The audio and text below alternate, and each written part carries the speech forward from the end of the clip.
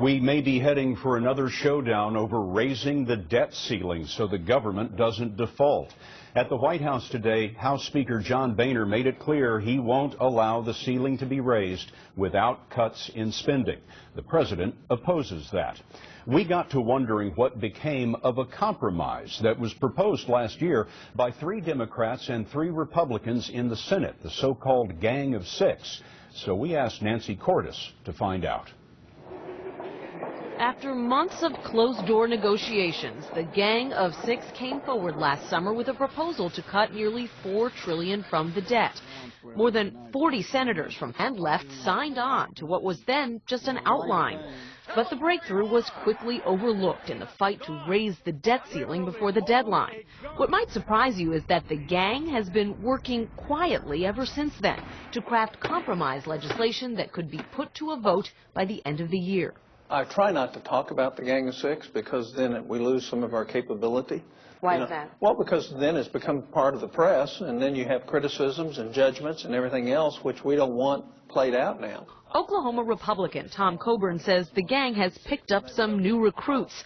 The Gang of 6 is now a gang of 8, 4 Republicans, 4 Democrats, who have traveled the country seeking the support of business leaders. Things move in Washington when the American people demand it, and what we would hope is everybody would demand that we would address the problems. What made their plan so appealing to their colleagues was that it didn't take sides. It spread the pain of deficit cuts around to everyone, with reforms to Social Security, Medicare, and Medicaid.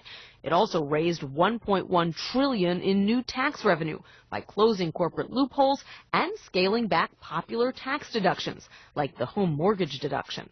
Anybody that's running for election this time that tells you you can get this problem solved without looking at the long-term health of our entitlement programs or without looking at additional revenues is not telling you the truth. Virginia's Mark Warner says getting this plan passed would be a highlight of his Senate career.